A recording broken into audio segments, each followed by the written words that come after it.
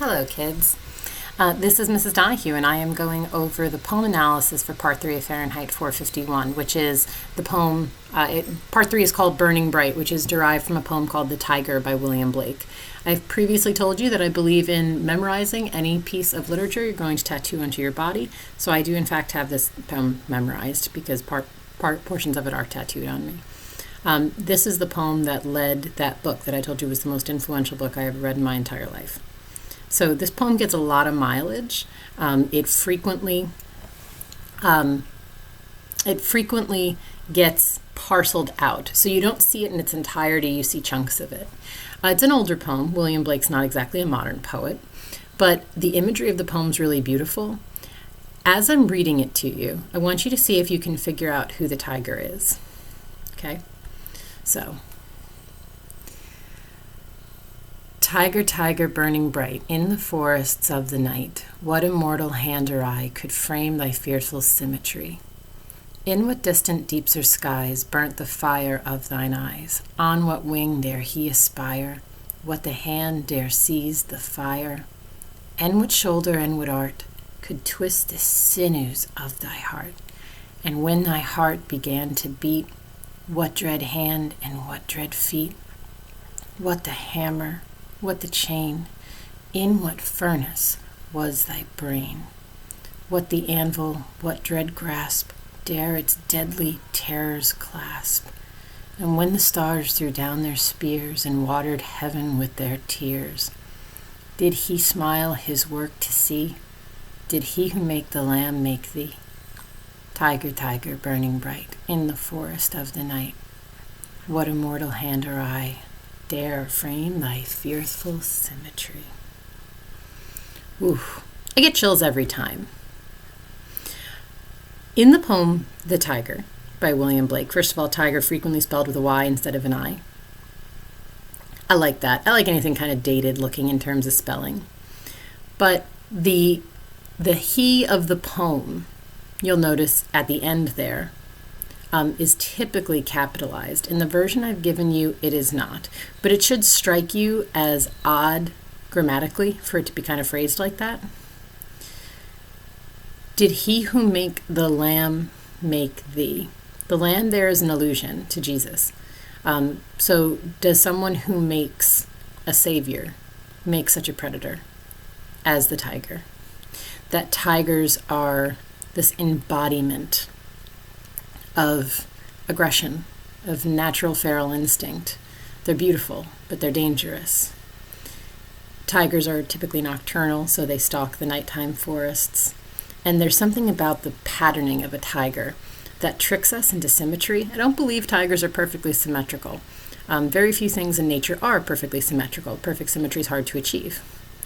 But it is something crazy beautiful that tricks you into looking at it.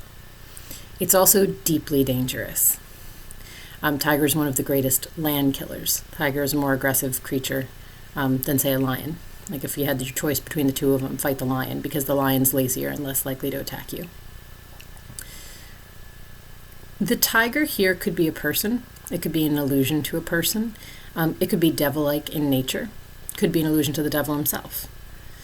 In Fahrenheit 451, Burning Bright clearly puns on two aspects.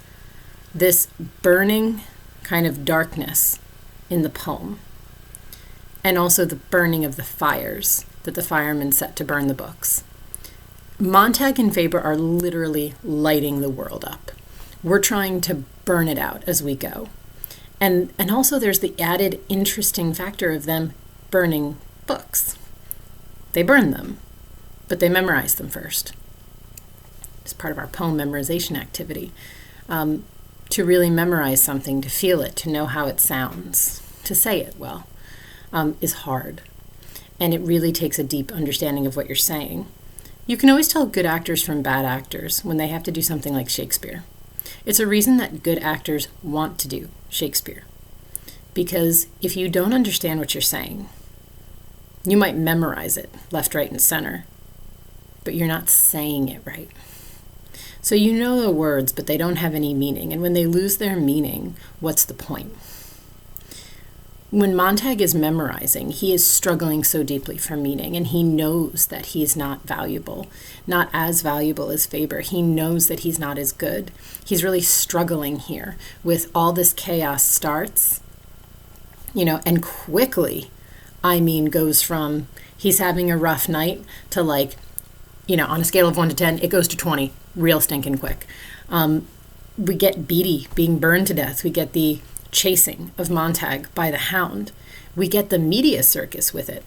This is the most aggressive that the media is in the entire book. And yet, as we mentioned earlier in different sections, media plays this terrifying role in Fahrenheit 451 because it is so all-consuming. And it completely gets to dominate the narrative and shape it to its desires. So there's something really disturbing about the fact that during this great chase sequence, the media gets to decide what happens, whether or not it's true. There's deep warning issues in a lot of science fiction about the prevalence and the dominance of media in general.